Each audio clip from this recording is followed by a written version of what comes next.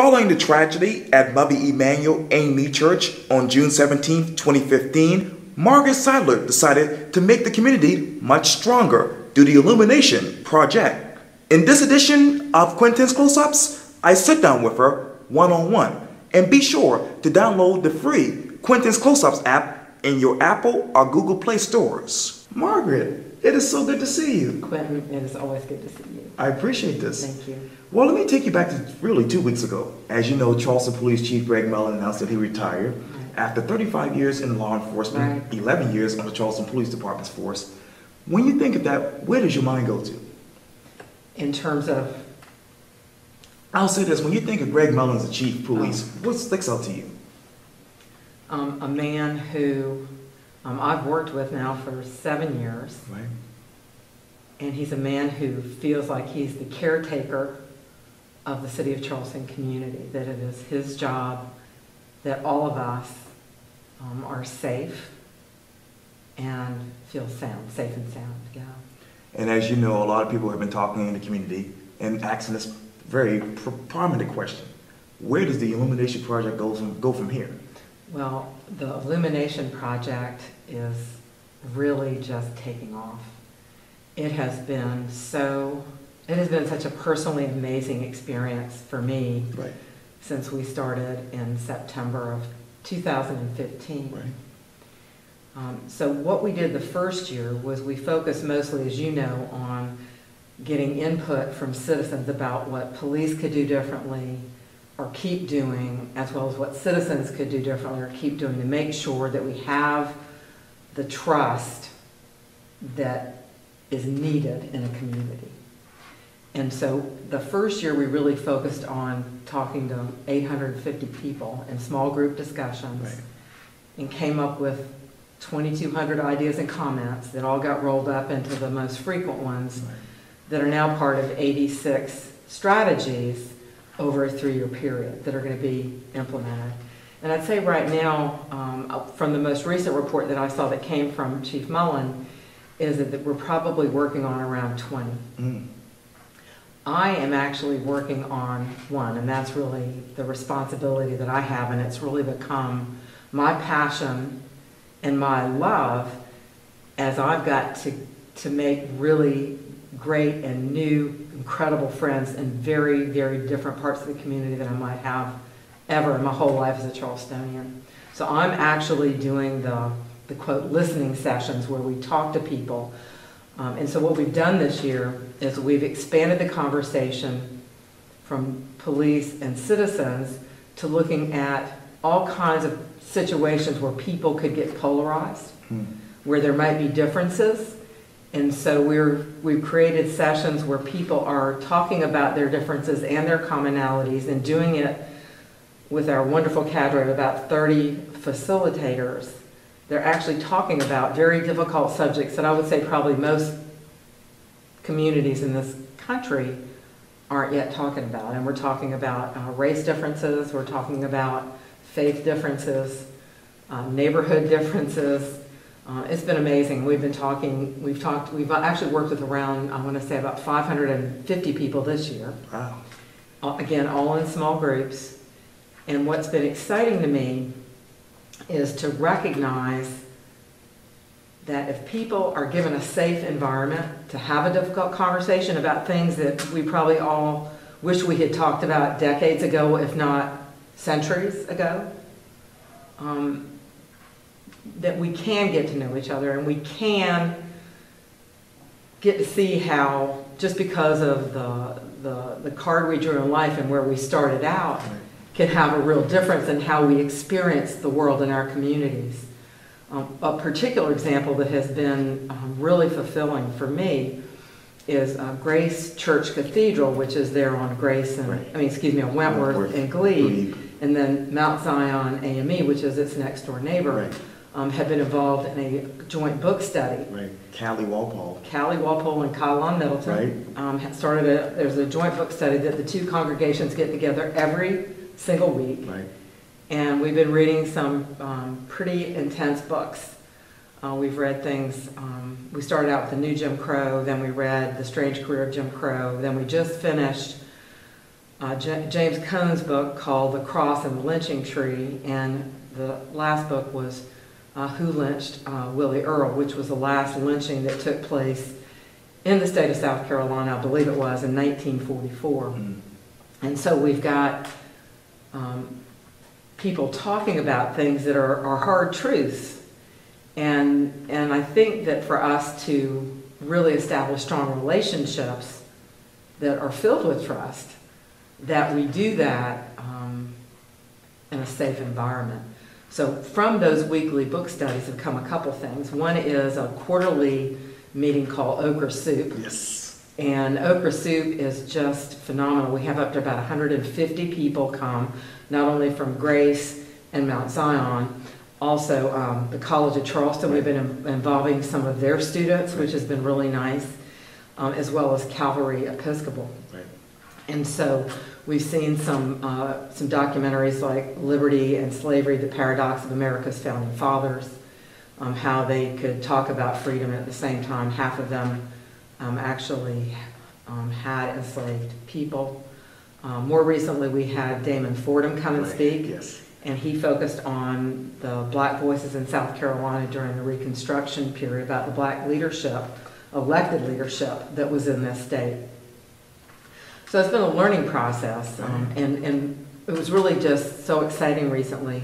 Dr. Lonnie Bunch was here at the Avery Center conference, and he met with us, several of us, including Callie and Kylon, and he wanted to learn about the Illumination Project. And one of his comments was that he felt it was incredible work that we were doing, and that he hasn't seen work like this since he worked with Nelson Mandela after apartheid in South Africa.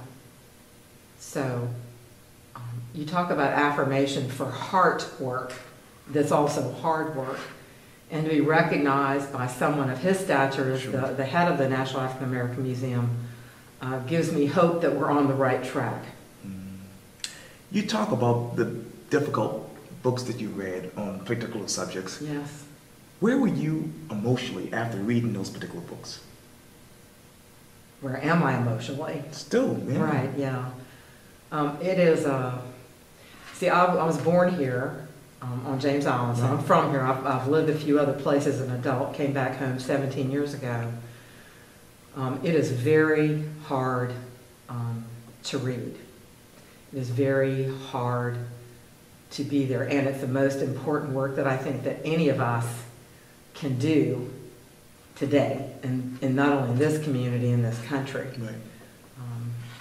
I think what it does when we read the books is it motivates me to keep doing the work and touching people and in engaging people and making a place that they feel comfortable, that they can hear things that might be really difficult or that will be really difficult. Sure.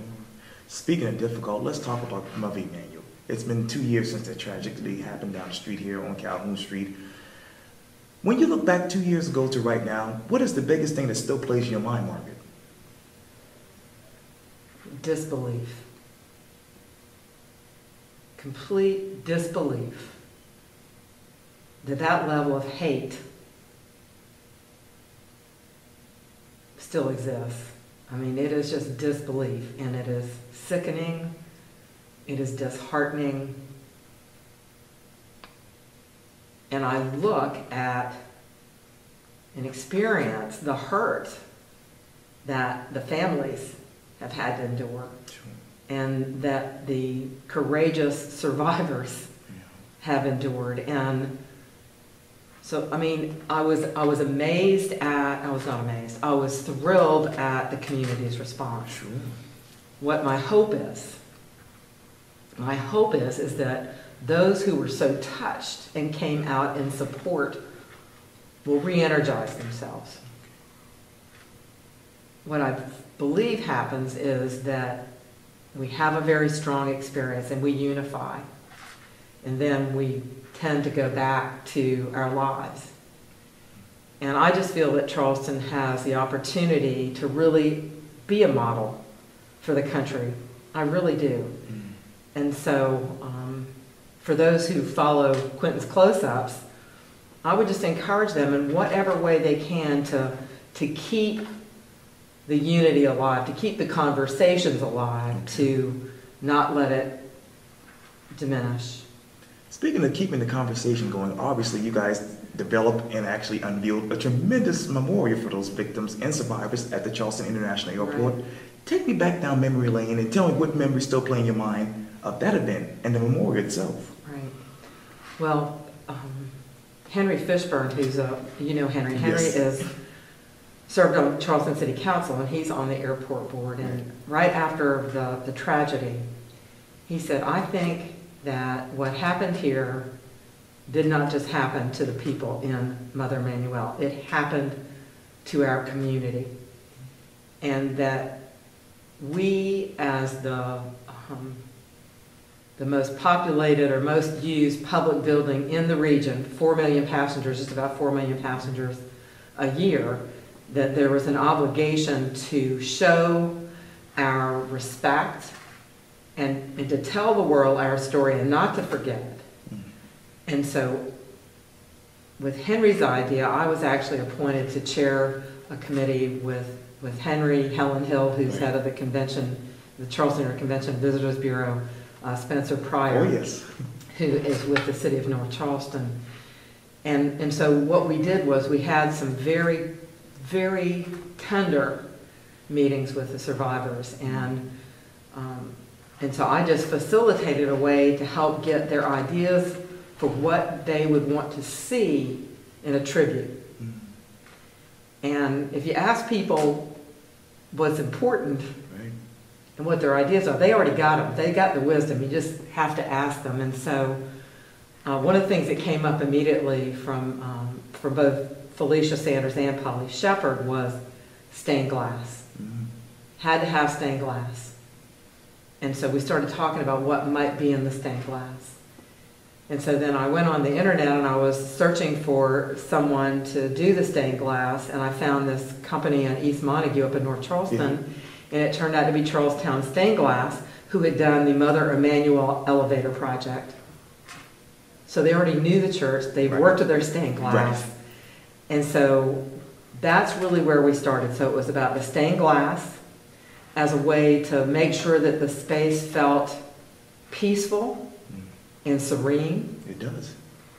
And then we wanted a round table. That was one thing that survivors said. You know, we were all at round tables. So we had Landrum, which is another local company on Meeting Street, make a handmade iron and wood table to memorialize where everyone was sitting that night.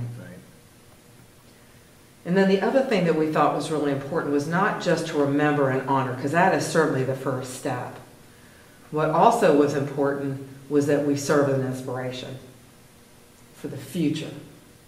And so if you walk into the tribute, you'll see the photograph of the minister and these people on the top of the Cope River Bridge.